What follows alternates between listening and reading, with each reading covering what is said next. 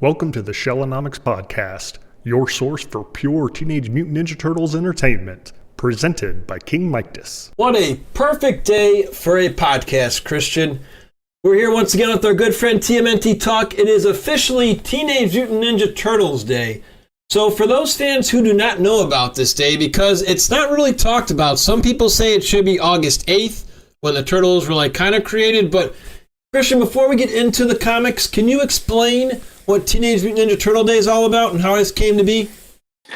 Well, if I remember correctly, that was in 1993 that the mayor of Los Angeles said March 19th is Teenage Mutant Ninja Turtles Day because in 1993 that was the date when Turtle 3 was released in a theater. So they to promote it, they created the Teenage Mutant Ninja Turtles Day, and yeah, we celebrate it every year. Like me today, I watched Turtle 3. Because that's the only real way to celebrate this day, to watch the perfect Teenage Mutant Ninja Turtles movie. You literally can't stop rocking. I still say, as much as I love the intros to 1 and 2, 3, I just like 3 the coolest. It's got that music, you're ready to go. As a little kid, I'm jumping off the couch, off my bed, doing karate kicks. So, it's pretty wild how Ninja Turtles Day came out in 93 because me and you would both, again, we're diehard fans. Turtle Mania is never dead for us, but, in the mainstream, it was taking a real big step back way in 1993. So, still it's pretty cool. We got our own day. So, happy Teenage Mutant Ninja Turtles Day. And we're going to get cracking with books 13 and 14. Now, book 13, as a turtle I was not familiar with on the cover, I'm like, wait, that's not Mike, Leo, Raph, or Don. So we're going to get into that and find out who this new turtle is here. But starting off first, I believe our first book is the Raphael Macro series, which almost has a Weapon X Wolverine kind of vibe here. Oh, yeah, absolutely. So this is the Raphael Macro series. And yeah, it's all about Raphael because after hanging out with Casey, Normal Patrol, Raphael gets captured by the Earth Protection Force. And as he's drugged and under surveillance, Raphael remembers his past after he was mutated and separated from the others, at the start of the series, way back. And he remembers that when he was alone in the streets, he befriended a homeless man named Blind Buck. But after a run-in with a gang, Buck died. And yeah, the anger after this memory that wakes him up, and Raphael breaks free from the EPF and he gets hunted, and it's really wild. As you said, he breaks free like Wolverine Weapon X out of this cage, and he gets he escapes through a park. The EPF is hunting him. It's really, really crazy, and his anger gets the best of him, and he starts going berserk with the soldiers, and he's beating them up left and right. But in the end, his friends, they come to him, Casey, Angel, Alopex, they come to him, find him, and they are able to escape together. And in the end, Casey, hey, I always have you back, and you don't have to fight these fights alone. And once again, a very, very interesting, like the others with the Macro series, a very cool, very good character spotlight for in this part it's about Raphael, and it was really, really good and great art once again. And they're jam-packed too, well over 40 pages usually for these Macro series too, so you get your money's worth. I guess I didn't ask this before live, but how much did those comics cost? Were they a little bit more than the regular issue because it was a Macro? Can you recall? If I remember, there were a few dollars more because, as you said, they were double the size as the regular comic. Yeah. So, all right, now we're going to get back down to business here. We've got they just keep pumping out the volumes here. We've got a lot of stuff. We're living in the 90s now. Issue number 90 with some crazy showdowns once again. Oh boy, yeah, this issue, number 90, Teenage Mutant Ninja Turtles, number 90, it starts with everyone remembering, Turtles and Friends remembering Slash, because remember, he died in the last book. But Old Hob, he's not sad, he is pissed. And he wants to take the war to those who are a danger to mutants, and now he's really ready for it.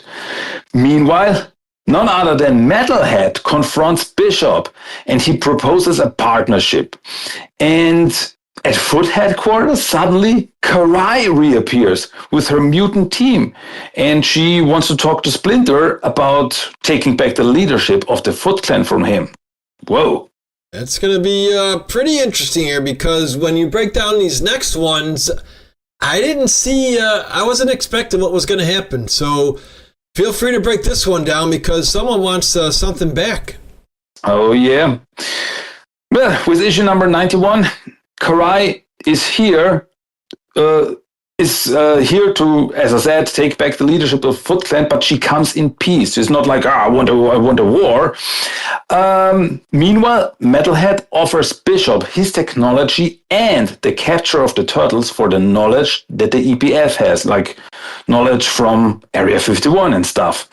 And Casey and Janica, the Foot assassin, they're on a date, so there's something going on with them.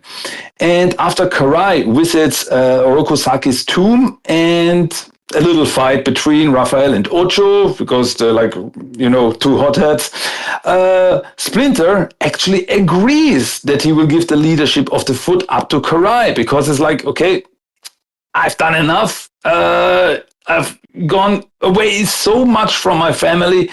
I want that back, so I give it up. You want it? That's fine. And it's like, whoop. Well, didn't expect that so suddenly, but that's the end of issue number 91. Yeah, I was not seeing that coming at all. I mean, I thought Splinter was going to have it till the end of the series, to be honest with you, but as you know, these guys like to keep us on our toes, so feel free to pop in with issue number 92, where some drama rama's going to really start hitting. Oh boy. As I said, Bishop, he comes to an agreement with Metalhead. Meanwhile, Splinter and Karai are working out the contract for the change of leadership, but unfortunately, when it comes to the orphans that Splinter the Foot can take care of, Karai wants them to be future soldiers of the Foot. Or if they don't want this, they have to be killed because they know too much about the inner workings of the Foot Clan. And Splinter is not okay with that. He doesn't agree on this, and Karai challenges him to a duel. But Splinter declines, and Karai angrily leaves. But she says that the Hamato and the Foot are now at war because of this. And that didn't work out the way we all hoped for. Oh, and it's funny because, remember, Splinter wanted to do exactly what Karai wanted if it wasn't for Michelangelo. So you wonder, let's just say if Michelangelo didn't, well, I don't know, I guess Splinter would have turned it over easily then, because the only reason he did this was for those kids and Mikey. So let's just say Mikey never asked. Would this have gone peacefully, do you think? I don't think that. I mean, Splinter, yes, he said he wanted the orphans to be soldiers, but the part that's different is that he never said, if they don't agree, I'm going to kill them. Right. So Karai takes it even one step further, and I don't think that Splinter is that down the way of evil that he would have been okay with that no matter what. I mean, Mikey definitely had an impact on him in the Macro series, but I cannot see that Splinter would have been this go down this dark road. It would have been a problem anyway, I think. Yeah, no, that's a good point. I forgot about that.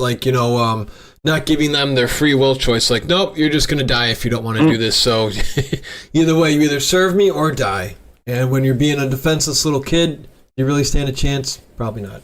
Oh, boy. So coming up next, we're going to get a little bit more details as to what's going on now, since Karai and Splinter aren't seeing eye to eye.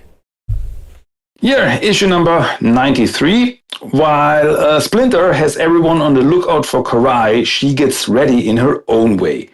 She attacks Antonio Puzzarelli, a mob boss, and tells him that he has to be on her side in this war, or he will perish. Well, meanwhile, Baxter Stockman is on a campaign to become mayor of New York City with April as his assistant.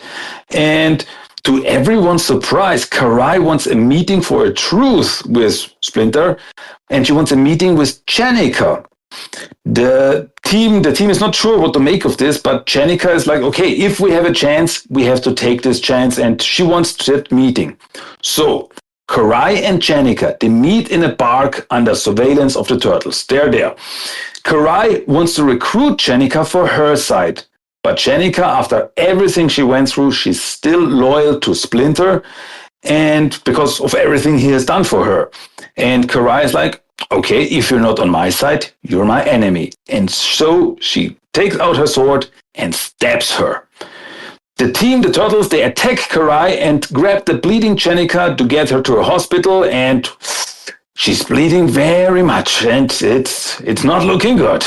I don't know. I wanted to ask you too, Christian. Does your country do a free comic book day like us out here in the States? Are you ever able to get any comics, either Turtles or Marvel or anything for no cost? Unfortunately, I don't have a comic shop near me, but I know of comic shops, and they do the free comic book day, and they also get the free comic book issues. Yeah. Okay, very, very cool. That's good to know everybody does it, not just us. Because I've talked to you before about stuff, and you're like, no, like even this weekend, like we are sadly not getting the Turtles Secret of the Ooze back in theaters. So I'm glad we were able to send that little bonus piece to you, so you got to see that. And if you guys stick around for the end of the video, we're going to talk about that here too, because I wanted to get your thoughts live on that. That was going to be my bonus treat for those who make it to the end of this podcast of Shellonomics here on YouTube and Spotify. I want to talk a little bit more juice about that bonus video. But still, we're still at war here, this war at large. The Turtle comics love using City at War. It's just, it's their thing. You know, you got Doomsday with Avengers. Here we've got City at War. So feel free to keep breaking down this huge war we got going on. Yeah, pretty much it starts here with the Free Comic Book Day issue with the title Casualty of War, as the team is on the way to the hospital. But the van where they're driving in gets attacked by Koya and Bludgeon, and the fight starts. They're able to reach the hospital with Jennika, but foot ninjas and mob gangsters working for Karai are waiting for them. So they have no other choice but to take Jennika to Harold's lab. Once again, it's just Free Comic Book Day, short story. And in this comic, there's also a short story called Road to War, where Akka recollects everything that happened before with the Turtles, the Foot, Mutanimals, Bishop, Karai, etc., etc. So it's a little recap. It's one original story and one week recap story. And hey, for a free comic, that's pretty awesome.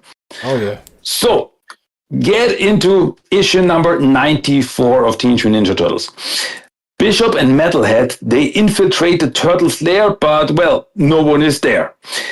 The team with Jennika, they arrive at Harold's lab, and they would need some ooze to heal Jennika. So, meanwhile, Old Hop and the Mutanimals get ready to attack Null Industries again. And none other than Raphael teams up with them. So they attack the building, and Null escapes. But Old Hop wants all the data on the mutation experience to make more soldiers for his own cause. And Raph just goes along with the plan.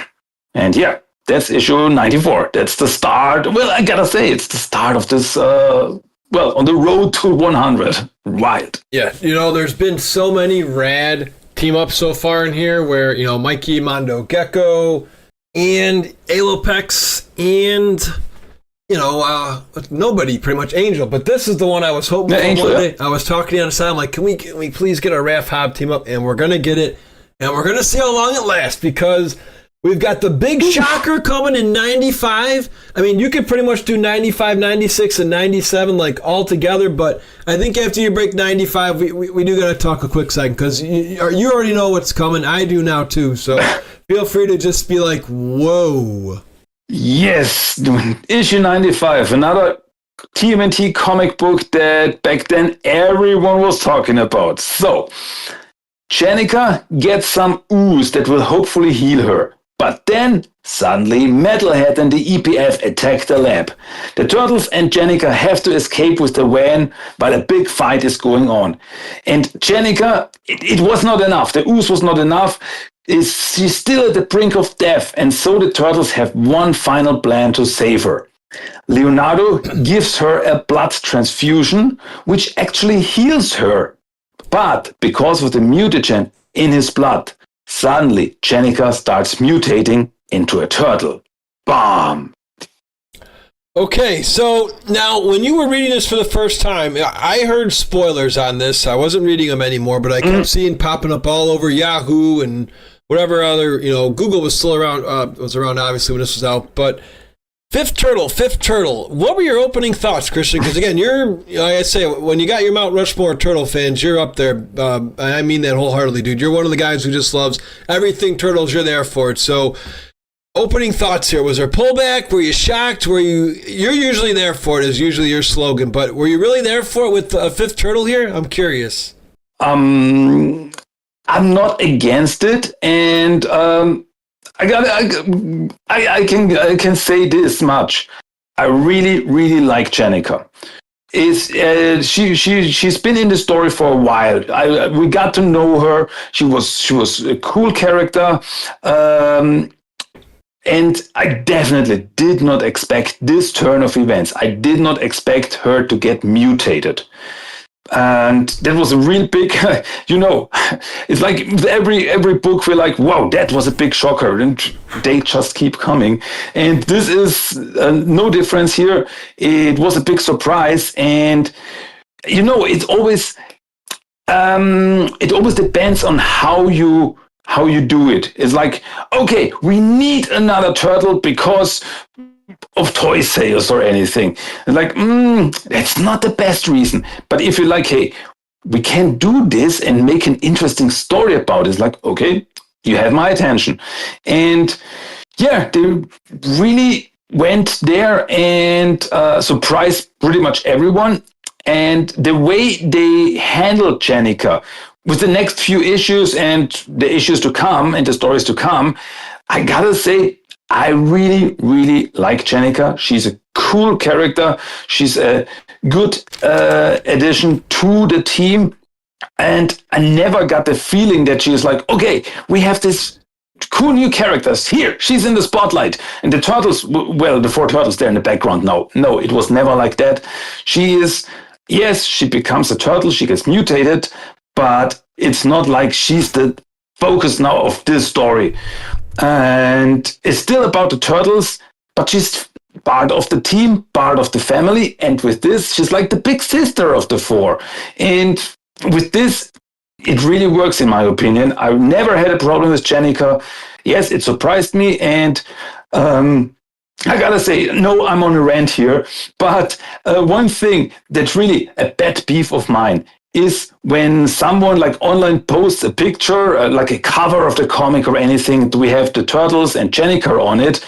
And every time someone is like, whoa, hey, what's this? Who's the 5th turtle? There's no 5 turtles. There's only 4 turtles. And I'm like there, dude, you're on a turtle fan page. Jenica, as a mutant turtle, has been around since 2019. Since almost 7 years. You never heard of her? And it's like, really, it's like, it drives me wild that still people are like, that's wrong. And if you don't like the story or anything, that's totally fine. But like, no, Rift Turtle, no, cannot work. No way, I don't care about it. Like, do you even know her? No, I don't want to get to know her. Does not exist. Like, yep. Yeah, whatever, dude.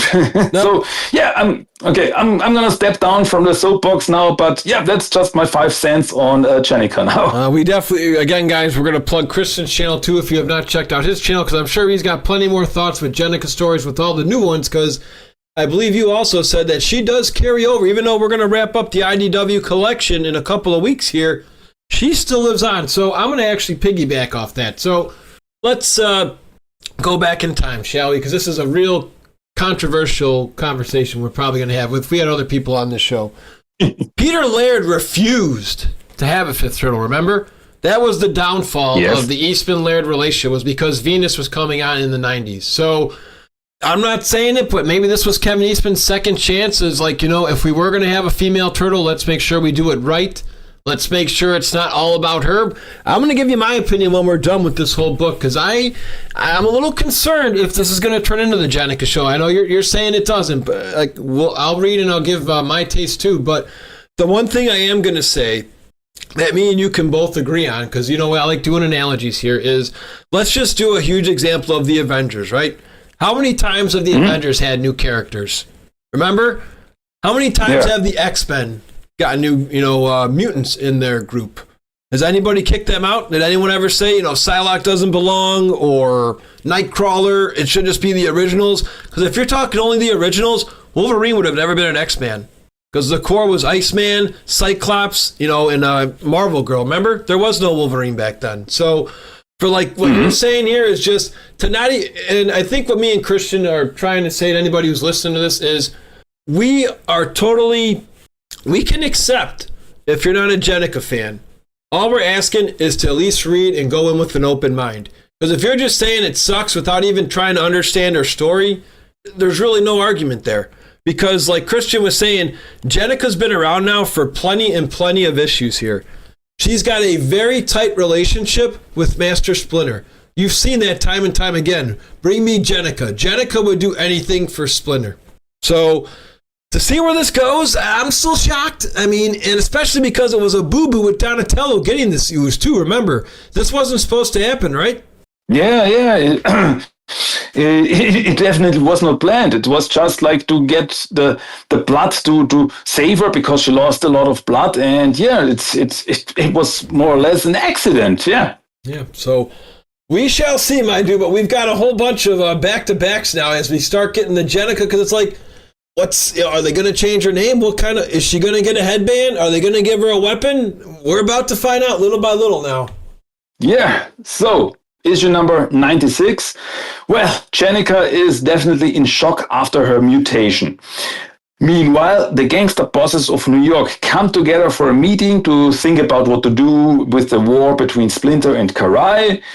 But then Splinter's ninjas attack the building and, pretty much kill them all. Dexter, meanwhile, has a meeting with Null where she proposes a partnership. And Casey sees Jenica as a mutant for the first time, and he can't really handle the situation. Remember, they were on a date, there was something going on with them, but I don't know if I can work with this. So, that's... you really feel for Jenica here.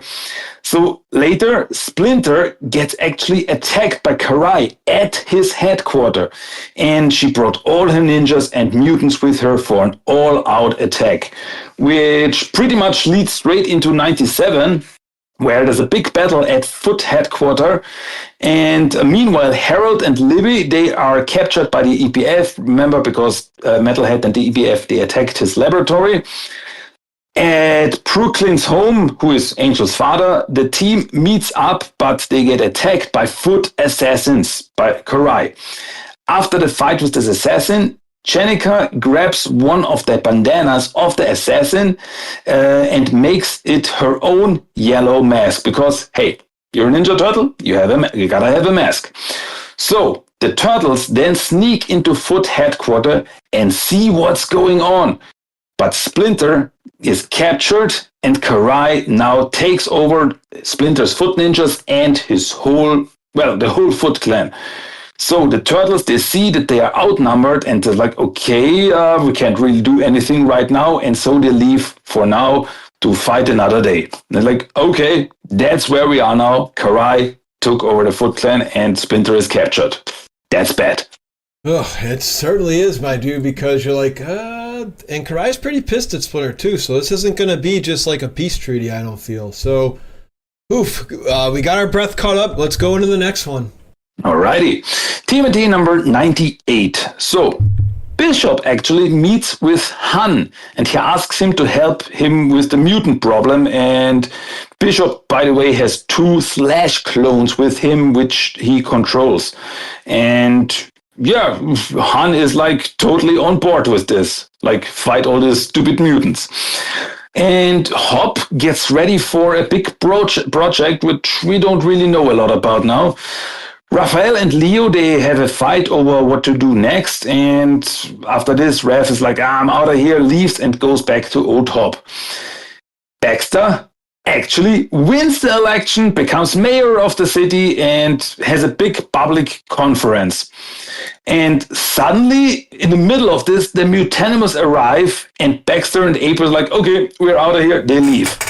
But Hop goes in front of the cameras and tells the whole world about mutants. Like, hey, we step out of the shadows. We are here now. Deal with it. And before Bishop and his team can stop them, Hop detonates a mutagen bomb in the middle of the city, which turns everyone around into a mutant. And Splinter, meanwhile, gets a visitor in his prison cell, none other than good old Rat King. Like, okay, once again, wow, what is going on here? It's like Hop's mutagen bomb was definitely like the big shocker of this issue, I gotta say. Yeah, and you've got Raphael once again. It's like this is not what I wanted. That's what happens sometimes, though. You know, it's the same thing when you get into relationships. It's like, oh, this isn't what I want. Well, what did you want? You know who the person is. I mean, Hobbs been like this since day one. This is his path. He loves mutants. He wants to protect mutants. What were you thinking, Raphael? You know what I mean? It's like, I'm sorry, but that's on you. As much as I love that team up, I mean, Hobbs crazy. We both know. I've got a soft spot for him, but at the end of the day, right? I mean, that's what he wants, right, Christian? Yeah, absolutely. And it's like Ref didn't realize it. It's like, hey, I'm also a mutant. Hey, I can help here and there, but that pretty much old Hop is pretty much a terrorist now. He's doing this and Rev realizes it too late, and he's really like, as you said, it's like, oh, this is not what I wanted. This is not what I wanted. It's like, we're talking about Hop here. So it's not that big of a surprise, dude. So yeah, Rev could have seen this coming, man. You sure could have. Coming up now, though, is issue 99. And just a little cool fun fact again, we try to pop in as many Easter eggs as we can.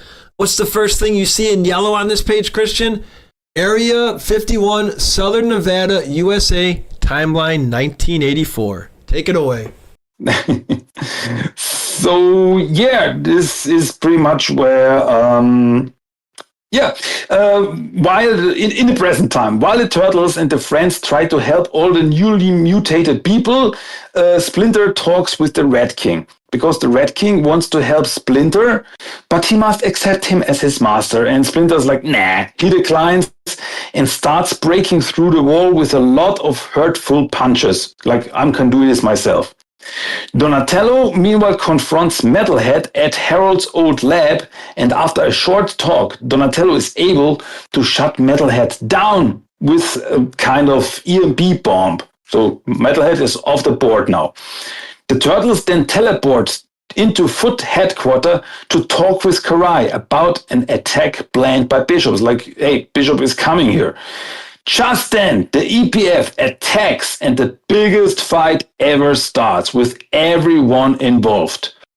But Kitsune, on the other hand, she has her own plans, because she brought Orokusaki's body to the roof of the building to finally, through a ritual, bring the dragon back to Earth. Like the big plan that she had, bring the dragon, her father, back to Earth, bring him back to life. And yeah, we're definitely on the road to 100 here. It's like, whoa, as you said, it's like, it feels really endgame style. Yeah, and what I like too is just in the beginning with that 1984, that was Bishop's backstory, and we all know 1984, the year the Turtles were born. Just little nuances like that I always have fun with. But now this one was a little confusing. This kind of, to me, had Bebop, Rocksteady vibes here, but it's just... This could have been I'm sure what you'd probably agree with me. This is something that anime would do so well. Is this new miniseries called Shredder in Hell. Can you just imagine an anime about this?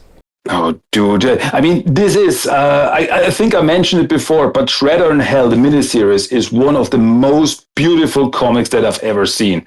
The art alone, this book, just for the art alone, is like fan-freaking-tastic. And yeah, it has some anime feel there, and yeah, this is an anime form, this is an animated form. Like, here, take my money, take my kidney, whatever, this, it's okay, I need this. Oh my god, yeah, feel free to break this down however you see fit, the whole series, because this is just chaos, obviously, that's even an understatement. Yeah, it's like, It's this really Shredder in Hell, the miniseries, 5-part miniseries. It's really hard to break down because it really this is hell after all. This is the afterlife, and it does not work in the normal physical way. Like, okay, we're going from point A to point B. It's just there's so much going on. They're jumping like all over the place, but just go along with the ride. Just go along here, because after his death in TMNT number 50, Orokusaki is now in the afterlife, and there he confronts Takeshi Tatsuyo, the founder of the Foot Clan, and he meets Splinter. How could this be? Well, because in hell, time is different. So after Splinter demutates, he becomes a little red again, and he hops on Saki's shoulder to stay by his side, like an old friend. And in this hell, Saki gets attacked by zombified versions of the Savate ninja. And after a fight, he runs into hellish versions of the turtles that mock him. Like, hey, they look really cool. So Saki fights these turtles and more zombie creatures, and they come from Shredder's past, appear to confront him. And after that, a form of Masato, Saki's old master, confronts him, and then a form of his father, like all these devilish visions, and they mock him about his failures in life. And then he meets the demon kid that he has already met in the Shredder micro series, and together they go on, hunted by visions of his past.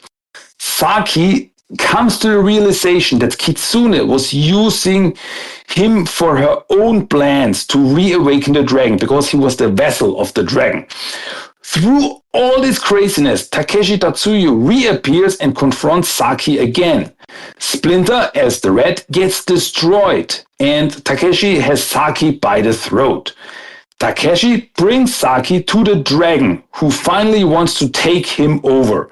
So Yoshi reappears as human and fights off Takeshi, but then he gets reunited with Tang Shen and they disappear. Saki then meets the second entity next to the dragon called the Dreamer, and the Dreamer and Dragon, they were the ones who created their children, the Pantheon, like Kitsune, Red King, and so on and so forth. So they're like the big gods of this. Because the dragon was causing chaos and corrupted the human world, the Dreamer binds the dragon to a human soul, like Takeshi and later Saki. But Saki now doesn't want to be just a vessel for the dragon. So now he is his own. He forges his own fates, and he confronts the dragon. Saki, with newfound powers, confronts the dragon, and the gigantic mystical battle starts. Once again, very anime-like.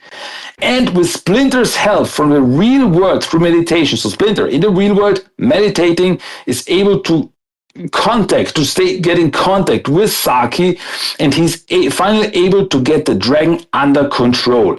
And then in the real world, Kitsune is preparing her ritual. But Akka comes in and she wants to stop her, but she gets her throat slit because Kitsune needs her blood for the ritual. So Akka is dead, and then the body of Shredder reawakens in the land of the living, and that's the end of the Shredder in Hell miniseries and the start of issue number 100. Okay, we're gonna let Christian catch his breath really quick here. Number 100, the final book in this collection of books, not the final ever, but for this book here. Christian, we haven't gotten our traditional shocking death. Are we going to get one in this one? Feel free to take us home, buddy. I'm not going to spoil it. I guess we're going to find out. Well, issue 100. And this really feels like a 100 issue, and it's like oversized, and really there's so much going on in this issue. Karai. She tries to stop Kitsune, but she gets stopped by Ocho. And Saki's body comes to life, but his head is still missing because Splinter has it. Inside the Foot headquarters, the Turtles fight with Bishop, the EPF, and the Slash clones. Raphael almost kills Bishop in a berserker move, but Leonardo can stop him. Han who is controlling one of the Slash clones, fights Bebop and Rocksteady. But when he sees that Bishop attacks Casey with a blast of energy, Han jumps in front of it to save his son, but this kills himself. One of the Slash clones then gets memories of his original personality and realizes that Bishop is the bad guy and stomps on him. So, 2 deaths in a row. The sword Kira no Ken that Karai had gets sent back to the heavens by Kitsune through his ritual, and this frees Ocho, and she can finally go in peace, and so she's also dead. Then the ritual is completed, and a gigantic dragon appears on the rooftop. Demons appear and start attacking everyone. Splinter, he has the skull of Saki, and he starts contacting Saki's real self in the afterlife. He has to bring Saki back to the real world, and through this unreal energy, the dragon could be slain. But for this, Splinter has to give his own life. Of one final time, Splinter contacts his family and says sorry for everything he did wrong and that he loves them all. Then a giant blast of energy shoots at the dragon, killing him. This finally brings the real Oroku Saki back to the land of the living, but Splinter is dead. Everyone is devastated, but in the afterlife, Yoshi and Shen are finally reunited for eternity. Then, you see, in Dimension X, the orphans were brought there to be safe with Harold and Livy. But Honeycutt, the Fugitoid, has some new information because he found out that the Utron race is a parasitic race. And because of that, Krang apparently is still alive and living as a parasite inside Leatherhead's stomach. And once again, it feels like an ending, but we get this cliffhanger like, okay, there's still stuff going on, and wow, what an issue, 100. That it's delivered on all the fronts. It feels to me like we have a long way to go here still. We still have 5 more books to cover in whole. So there's a lot more ground here. But to me, so far, I'm going to say this is almost like Avengers Endgame. Because what more do you want? This is a perfect send-off. You know, you had Iron Man die in Endgame. Splinter's gone. Other characters like Captain America went and did their thing. Obviously, a couple other characters perished here too. So, how, dude? Shredder, how do you get it? Do you like this? I mean, you know what I mean? Just like, of all shocking things, it's Shredder again back. I mean, it's crazy for me. I like it because it's something fresh. Curious on your thoughts here, though. How it all goes back to Shredder at the end. Yeah, it's like, I mean, you know from the miniseries, and you feel that Shredder, he is, yes, Oroku Saki is back, but he's different. He changed. Something is different. We don't know yet what really is going on, but we, like that he got the dragon, the dragon in Takeshi Tatsuya. He got that out of his system, and that part out of him. He has changed. He became more like the character that he was before, when he was still friend with Hamato Yoshi when they were younger.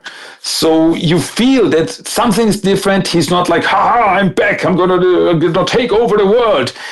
It's not it. But what it really is, how he really is, we're gonna find out at a later time. But yeah, it's like Splinter and Saki, they changed sides. Like, okay, I have to die, you can come back to life. Like, and it's like, it feels like, okay, this is now the only way to stop this big evil, this dragon. And like, okay, I'm not sure what it really means, but I'm very interested where this is going. What are the plans now that Oroku Saki is back in the land of the living? So, okay, show me more. And hey, we're up to for a world without Splinter. What does this mean for the Turtles? So that's also something that we did not see much in Turtle media. So I'm curious where this is going with the next story.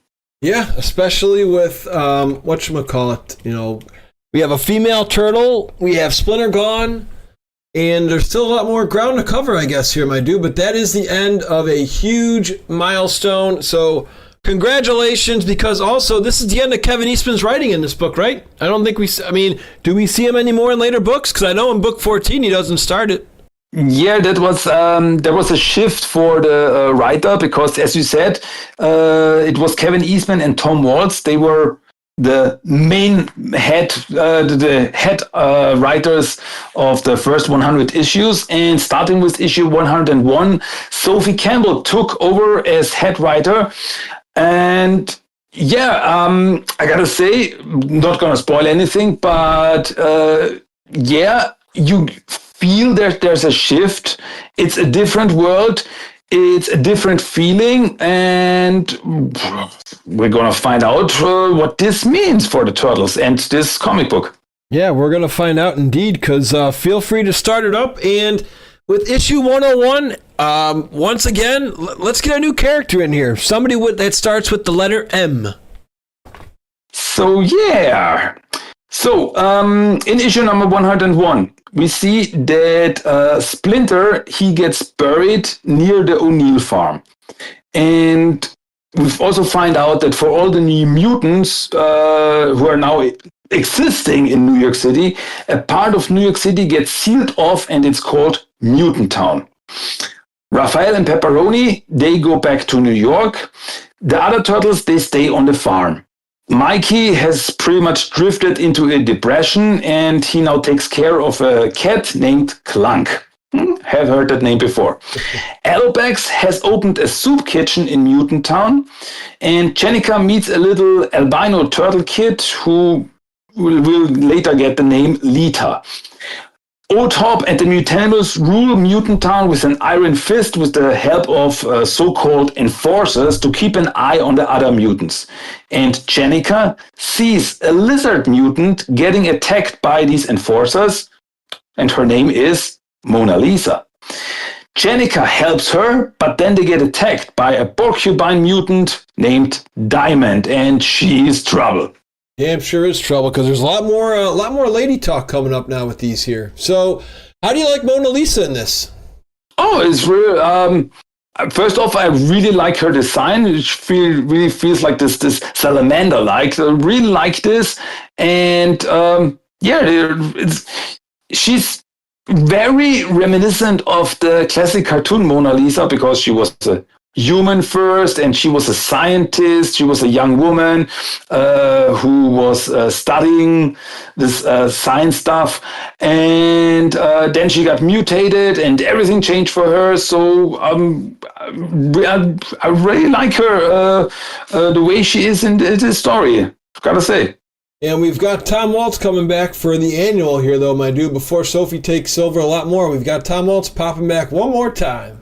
Yeah, with the Teenage Mutant Ninja Turtles Annual 2020, where we see that the Red King approaches Orokusaki, and because he wants a new player for his game, but Shredder declines, he's not interested.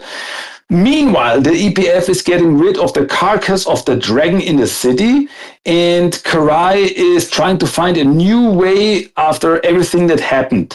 And she looks for new alliances, maybe with O-Top and new soldiers from Japan. So Red King sees her and thinks that she could play a big role in his game. So yeah, he's like in the background, like, she could be interesting. Sometime later, Alopex and Angel actually run into Leatherhead, who is controlled by Krang in his stomach. Leatherhead attacks the duo, and Krang wants to get the technology from the turtle van that's standing around. So the team destroys the van with a self-destruct mechanism. So Krang doesn't get anything. Red King sees all this and erases the memories of all the participants because he thinks they all can be interesting players in the future, and like, let's keep watching where this is going. So yeah, this is pretty much like Red King just checking in with everyone, what's going on with everyone. And yeah, but the guy has plans of his own, and we're getting there. Yeah, and the Turtles are broken right now, too. Just, it's a lot to take in. Their father's gone. So this is a whole different tone in this book now. I don't really feel the chase anymore. It's more intimate Turtles so far, I gotta say. It's not a bad thing. It's just it's going to be something that I'm going to have to get used to as we continue to read, because we've got some more little critters in this next issue too. These little dudes, and that good old Sonic the Hedgehog character's coming back. So yeah, getting back into the regular series with TMT number 102, where we see that before Diamond, the porcupine mutant, can kill Jennica and Mona Lisa, Raphael and Sally Bright come in, and Sally is like, hey, you're too aggressive, and she fires Diamond from the Mutanimals. Back on the farm, Donatello, Leo, and Mikey, they barely talked with each other, and this really breaks my heart, like seeing these brothers drifting apart. So Donatello can't take this anymore, and he leaves for New York City. Diamond goes to Old Hop and pleads that he shouldn't fire her, but he doesn't listen. Later, some Foot members come in because Hop promised the Foot new soldiers for supplies for Mutant Town. So Diamond, as revenge, frees these mutants.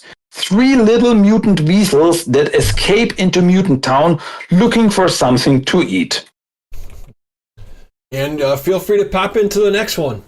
So yeah, okay, TMNT number 103, where we see Donatello who arrives in New York City, and the weasels, they come to Alobac's soup kitchen and cause chaos there.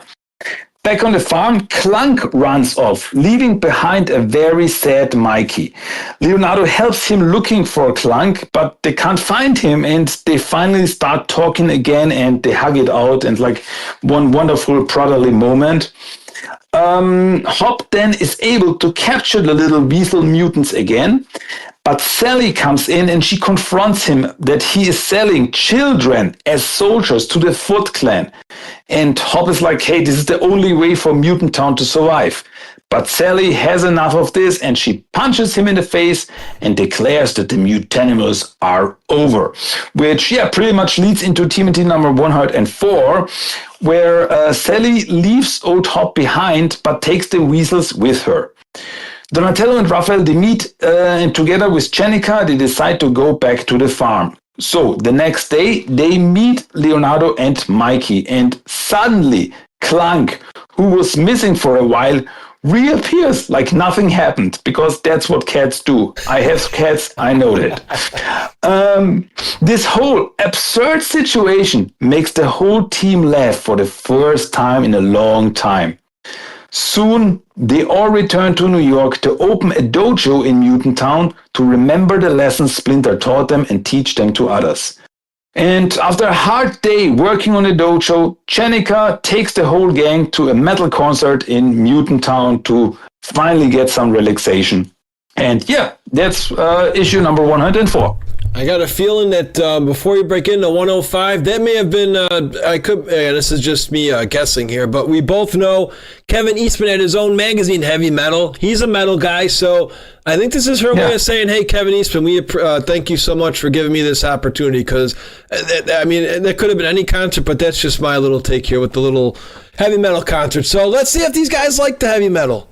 Yeah, so we are now at the Kennel Club, who is this music club in Mutant Town, and the gang has a blast, except for Raphael and Alopex, they're not into the music. So they go outside and they talk a little about everything that happened, and then they share a little kiss. So yeah, I'm a romantic, I love this stuff. After the concert, the whole team comes together at the dojo, and they plan to train every mutant who comes to them to show them the lessons Splinter taught them. Alopex even gets a green mask as a member of the Splinter Clan, what they call it. So, normal life starts at the dojo in Mutant Town, but near the O'Neill farm, a portal opens and out steps a grown-up Lita with a time scepter in her hand. Dun dun dun! Yeah, we've heard of that time scepter before, and it's just pretty cool to talk about that, because it is Turtles Day, which, like we talked about with Turtles 3 seeing that scepter. We've seen it plenty of times, too, with Renette. But coming up first, it looks like they're trying to keep the pace of the Eastman Waltz way, because now we're going to have a little mini-series. Let's get to know Jennica a little bit better with her mini-series. Yeah, it's the first Chenika miniseries, three-parter, where it starts with after Chenika chases a rabbit mutant who tries to sneak out of Mutant Town. And then she runs into Casey and the Purple Dragons, and they have a little talk. It's like, okay, how are you? Oh, cool, but fine. So, back in Mutant Town, she goes to the Kennel Club, and some other mutants start a fight with her. She beats them easily, but also run into an old friend named Silas, a muskrat mutant. He was once her friend, but also one of the guys who left her behind after a robbery where she got arrested. So, of course, she's pissed at him. But then he tells her that he needs help with a job that could lead them to a cure for mutation. So, to get the cure, they need money. Silas hid some money from the last robbery in a gun shop, which is now run by two brothers who mutated into beavers. They are able to get the money, but almost get killed by the two gun-loving brothers. After this, another guy from Jenny's past appears, Ivan, a bat mutant. He knows about the cure for mutation and even shows Chenika a video of a woman getting demutated. And this finally convinces Chenika that, well, this cure could be real. The gang go through the black market of Mutant Town, and they are led to a place where the cure should be found. In an underground dungeon, they run into the dealers of the cure, who are none other than Bebop and Rocksteady. And it's all a scam, and they just did it for the money. Chenika fights with them, and they escape. Silas is devastated, but Chenika finally starts to accept her new form and looks towards a brighter future. So, yeah, that's Chenika's main story, gotta say here. And again, we got to remember, she was pretty much going to be dead. Donatello did whatever he could to keep her alive. Remember, otherwise it was either be a turtle or death. So I think being a turtle is not that bad so far. I'd still rather be alive, and of course being a Ninja Turtle ain't that bad.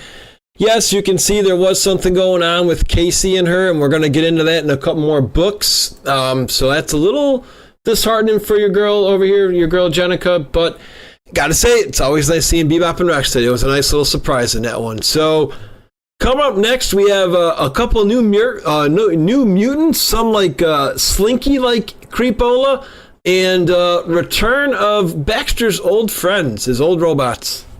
Yeah. Oh, but damn! I forgot. We did the Chenika miniseries. They also had some backup stories. Oh so, yes, the mini. That's right. Yeah, the short backup stories. Just gonna go over them what quick. If, right? The Marvel What If. Isn't that what they call it? Right? Yeah, there are three. There are three, and What If is one of them. Yeah. So let's start with the backup from Chenika number 1, which is called Time and Time Again, where Chenika is sitting in Alobek's soup kitchen, and she remembers Splinter, but she also remembers another rat, because after she went to prison when she was still a human, she meets a normal rat, which she feeds, and they became friends. So when she escaped the prison, the rat came with her, but then she ran off. The rat ran off, and Jenny just wonders what happened to it. But she decides to keep the memory of Splinter alive and honor it for the rest of her life. So that's that. Then a funny little story called Recreation from the Chenika number 2 backup story, because it's girls' night with Chenika, Alopex, Mona Lisa, and Sally. And they hang out at Mona's place and try different girl things like makeup, playing Monopoly together and stuff. In the end, they realize that they just aren't normal girls. They are friends, but have different hobbies. And so they do what they enjoy the most. Mona is reading a book, Sally is building something, and Alopex and Jenny are sparring, and they're just having fun. I really like this little story here. And then back up from Chenika number 3, which is called What If? Chenika thinks about what would be different if she would have been part of the Hamato family from the start. Like, would she have grown up with a loving family? Would she have fallen in love with Casey too? Or if she would have become the leader of the team or anything? But she comes to the conclusion that it doesn't really matter. She is now part of this family, and that's good. So, yeah, I just wanted to get over this short stories. We want a complete story. Exactly, especially with that What If. Good call. That was a pretty fun one, too. I did enjoy the What If, because you got a little piece of Splinter coming back, too, so that was pretty cool. So now back to the main story, to the main event with TMNT number 106, where we find out that in Mutant Town some kids went missing and the Turtles, they want to investigate it. So little Lita knows that this is the Slithery, which is kind of like the boogeyman in Mutant Town. And after a fight in the dojo, Lita runs off and hides in the city. She sees a Mouser, and suddenly she gets abducted by the Slithery, who turns out to be a giant mutant eel who just, slithers around. So, yeah, oh my god, Lita, that's the end of that. Yeah, exactly. Just quick and painless. And we got another one. Yeah. And it was good. It's cool seeing a couple of these. I mean, again, they're trying to branch out a little bit more. So I have read some feedback before I read this that there's too many characters, but so far I'm okay with this, how they're going at this pace. Yeah, I mean, we're talking about like old top mutated, like hundreds of people. So Yes. Of course we see a lot of them here in Mutant Town, and yeah, but most of them, they are background characters. So this is also something that it feels different because the whole world changed. The world of the Turtles changed. Mutants are out in the open. There are a lot of them, and they're living in their own part of New York City. So it's understandable that they have, like, here at the start after 100, they have this focus on this new world, like this new town inside New York City. So yeah, there's a lot going on, but we just have to, how should I put it? This is like the world we have to learn now to understand. So that's totally, in my opinion, it's understandable that they went this way now. Yeah, exactly. And two things, too, I forgot to point out for us Easter egg friends here. Issue 92 in the other book, I totally forgot Irma was mentioned. So it was nice to see Irma back in the realm here. And then also in issue, we just talked about this earlier, the 105, there was that 87 cameo, if you remember. They had like the iguana guy and a couple others that were from that the original 5 episodes, what they would have been like if they were mutated. So pretty cool to see them, like you say, since we're talking about all these mutants, might as well throw them in there as well. But feel free to get us back into where we are now, Christian. Alrighty, with issue number 107 of TMNT. So the Turtles, they go looking for Lita and the missing kids. And they run into some Mousers walking around Mutant Town, and they follow them. Lita, meanwhile, finds herself caught in a pit with all the other missing kids. And the Turtles, they chase the Mousers, and then they run into the Slithery. They discover an underground biome full of small mutated creatures, which the Mousers try to isolate. So apparently Baxter knows about this. But suddenly, one by one, the Turtles get grabbed by the Slithery, which pretty much leads straight into TMNT number 108, where the Turtles wake up in the same pit where the kids are, and with the climbing claws, they are able to get out of this pit. Then they run into April, who knows that Baxter knows about the situation Mutant Town, but he just wants to keep it isolated and not help the mutants. After the kids are saved, the Turtles confront the Slithery again, and after another fight, the Slithery escapes and swims off towards the sea. But since the Slithery is not really evil, it's more like an animal, it acts like an animal, the danger is gone for now. But some of the Mousers bring Baxter some of the eggs that the Slithery has laid, and whatever he has planned with that. Oof, so just lots and lots going on. One random thing that I like the little Yoshi egg because Mario's coming to town at the end of 108, so it reminded me of the Yoshi egg. Yeah. And one other, I'm going to be the only guy that ever asked you this because you're going to be like, what? But I think it'd be kind of cool. So I'm a big Pokemon guy, and I like the Squirtle Squad. Could there ever be some sort of cool Mouser like squad with like sunglasses? Could you see like a different kind of Mouser with some cool armor, even if it's sunglasses, something like that? Oh, absolutely. You know what I just think about in Splintered Fate, there are Mousers with mohawks, and you know, from when you're on a junkyard level, the mousers with mohawks. So hey, it can work. It can work. Exactly. That's how I feel about it. So I had to just throw that little stuff in there. But feel free to come on down. And so far, I'm with you. It is not the Jenica show yet. They're still focused on all the turtles, so we're not complaining about that yet. We had to get her backstory, because why not? All the other turtles got one, and why wouldn't you want to get to know her a little bit? So I'm fine with that, too, having her own miniseries. So feel free to keep breaking this book down here. Alrighty. With issue number 109, Donatello and Mona Lisa, they're working together to start rebuilding a school for the kids in Mutant Town. And Jenica then goes to the Kennel Club, and there she runs into Diamond again, but Jenny immediately attacks her, but it turns out that she didn't want to fight. Diamond didn't want to fight. And Jenica, because Jenica thinks about forming a band, and Diamond wanted to ask if she could be part of it. So, yeah, big misunderstanding there. Mikey, meanwhile, starts a radio show for the citizens of Mutant Town. And while all this is going on, an octopus mutant sneaks into the dojo late at night and suddenly attacks Leonardo, which once again straight goes into TMT number 110, where Leo fights the octopus mutant and he runs off, but Leonardo chases him. Meanwhile, Raphael and Alopex are having a date night, and they run into a gang of bikers called the Roadhogs.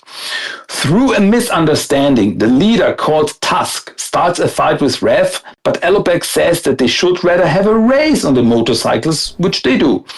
Raphael is in the lead, but when Tusk has an accident, Rev comes to her help, and for this, she's like, okay, we're cool now, and she gives him one of the motorcycles.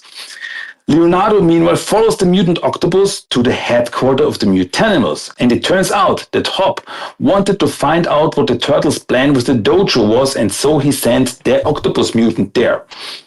Suddenly, the three weasels, they appear, the little kids, they appear and run up to old Hop, calling him Daddy. And Leonardo sneaks in, grabs the weasels and escapes with them. But he also knows now that Hop has planned another infiltration of the dojo in the future.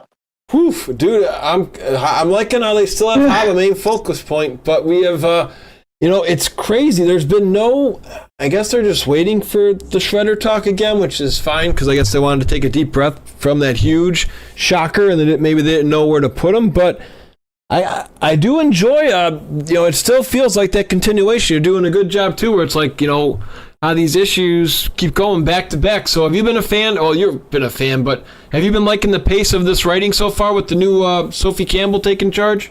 Gotta say, after issue 100, with the start here, it slowed down a little bit because, hey, leading up to 100, the issues, they were like banger after banger after banger. It was so much going on.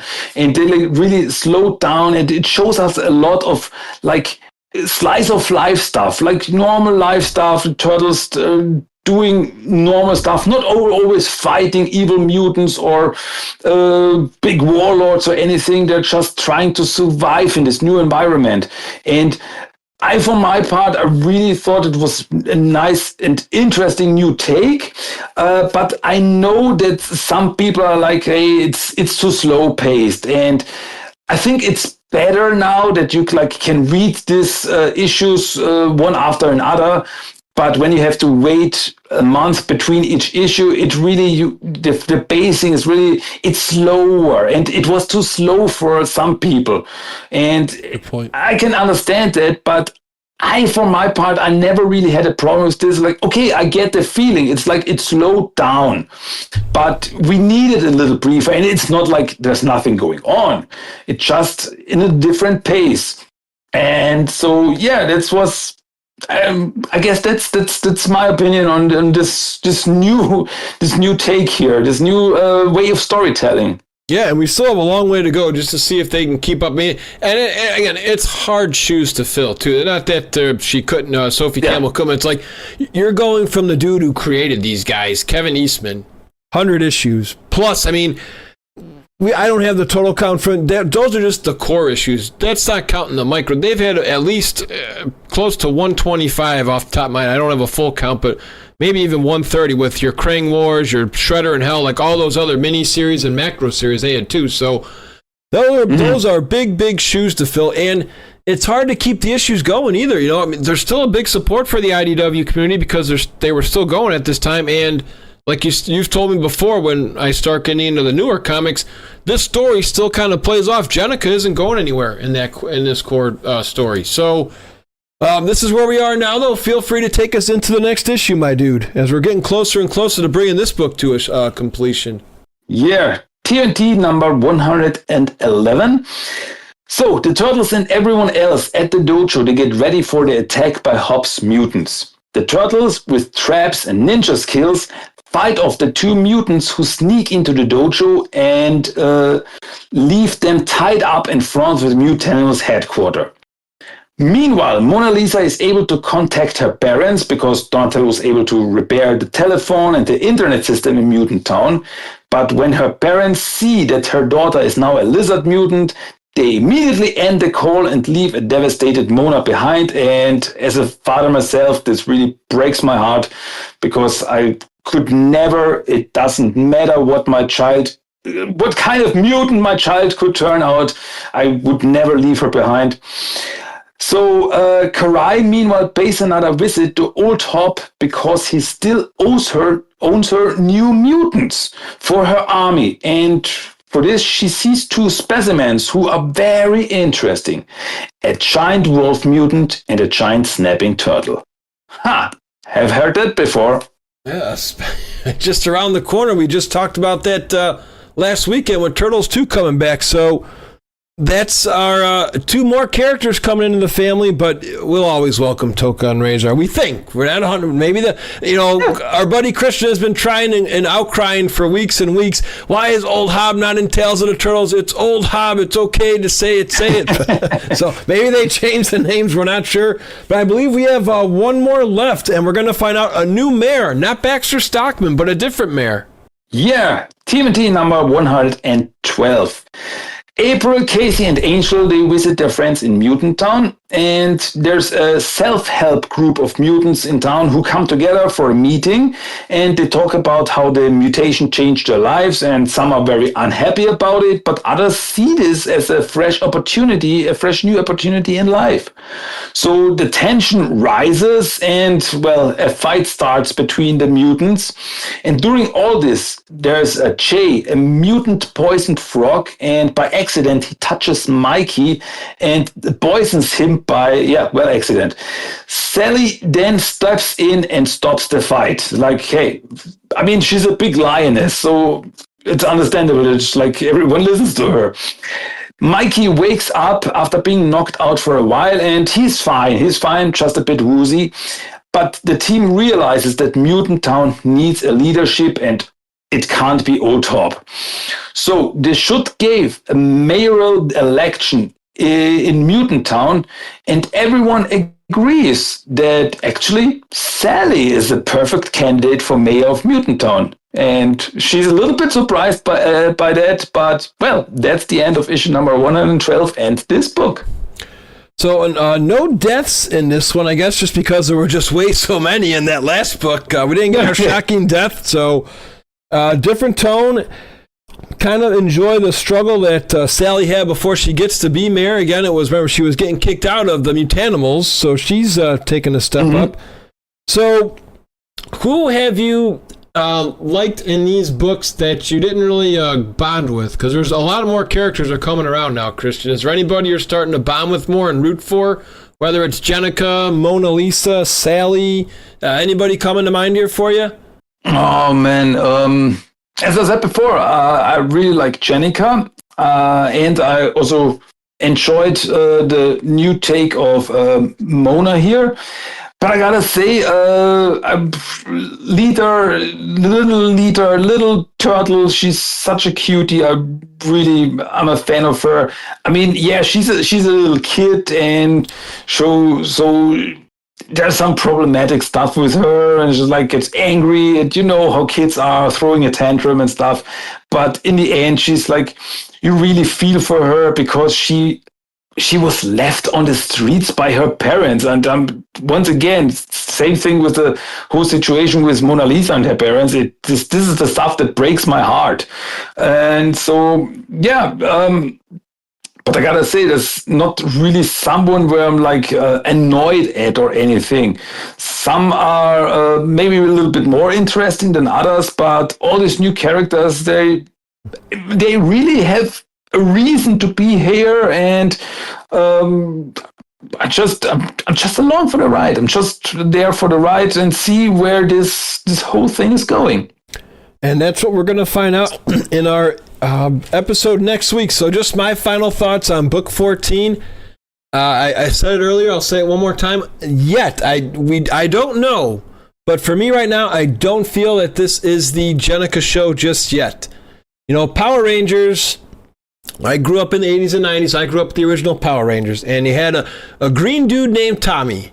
And when he first came into the show he was cool with the Green with Evil. And what I liked about it was, even though he was arguably the most popular Power Ranger of all six, and arguably because I like Jason and Kim more, but I know a lot of people like Tommy, it was never always about him. He had his own little stuff. You know, the putties would attack him because due to the Japanese footage, they couldn't really mesh well with the American, footage, so they'd have him do his own thing, but never really just focused on him. And so far, it hasn't been about Jennika. The one thing that I would like to have changed while reading these, though, Christian, and again, we can agree to disagree, is even April couldn't keep it together after everything. Now, she's been through a lot. I would have just liked to see one character from that whole, Turtle-geddon, I guess we can call it. Well, that'll be our little note. Turtle-geddon, we can call issue 100, because that's what it felt like, Turtle-geddon. Nobody was strong at all, dude. You had Casey and Jennika, and Hun's pretty much saying, that ain't your girl anymore, you got to stop. And Casey's like, Dad, I still care for her, but I can't care for her that way. She's heartbroken, because Casey's kind of friend-zoning her, and I'm sorry, I'd love you as a turtle, I wouldn't disown you, but I don't know if I could have a relationship with you if I'm a human. So you can't fault Casey, but you can't fault Jennika either for feeling upset about that. So there's nothing wrong there. Just with April, just seeing her apartment being a total pigsty like a teenage kid or a 12-year-old, that one really it didn't resonate with me, I guess I can say. It's not that it didn't sit well, it just didn't resonate with me. But everything else so far, Mona Lisa, cool. Toka and Razor are coming to town, very cool. You got to do something with characters. So I would say for those who have not read these books, and I could be wrong while we're done with the whole show, but I'm saying if you're a fan of the new Turtles, I'm talking Tales of the Turtles and Mutant Mayhem, Christian, would you agree that this book is probably for them just because there's so many mutants here, similar to that movie that came out a couple years ago?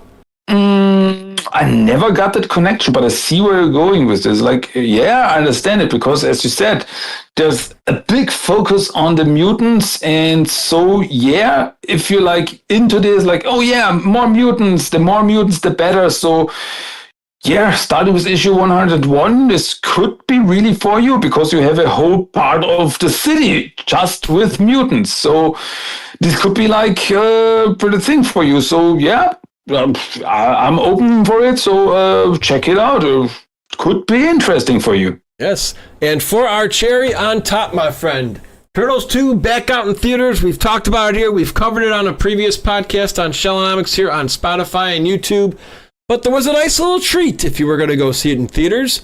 So for those, you may not have enough time to see it, so I don't want to say it's a spoiler. You've had last weekend to check it out. If not, I guess you can mute this part of our podcast. But we're going to break down really quick this little bonus treat. So not our buddy, but Kevin Eastman is talking Turtles.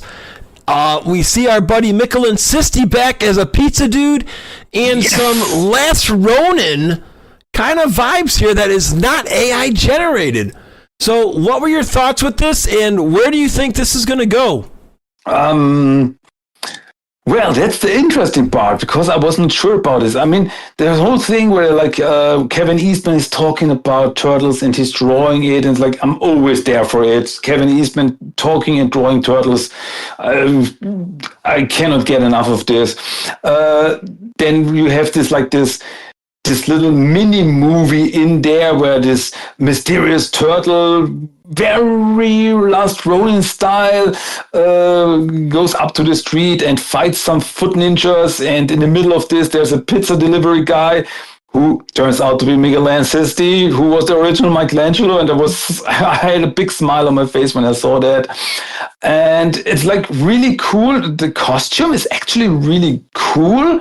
The turtle is fighting really well. I really enjoyed this fighting scene, and I don't know if this is like a proof of concept. Like, hey, look what we could do. Like, if you give us some money, we could turn this into a big movie, Last Ronin, wink, wink, nudge, nudge.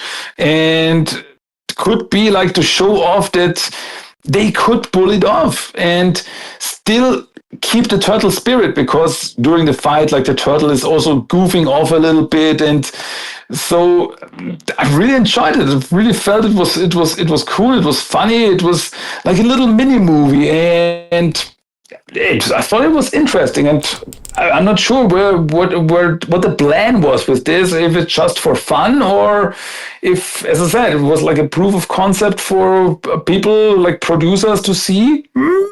Maybe, hopefully, I don't know. It has to be, because otherwise I wonder why else would they would show that. But it didn't even have the little nuck nuck like Three Stooges comedy there with the sound effects and the hits at the end too. So for us old school fans, we love it. So that's going to do it here, guys. Books 13 and 14 are done. We still have 2 more weeks to cover. As long as Christian can hang in with us, I'm sure he can. So, but if you guys want to take a break from the IDW land of this era and get into the current era, Christian, where can I find some more comic book and pretty much anything TMNT? Yeah. You could check out Teenage Mutant Ninja Turtles The Talk, which is my little podcast where, I talk in my English episodes. I mostly talk about the newest TMNT comics, and they're still going strong. And just check out TMNT The Talk on Spotify, Apple Podcasts, and wherever you listen to podcasts, or just go to my website, tmnttalk.com, where you can find all the stuff, all the newest episodes, and all the social media stuff, and whatever. Or you could send me a message, an email.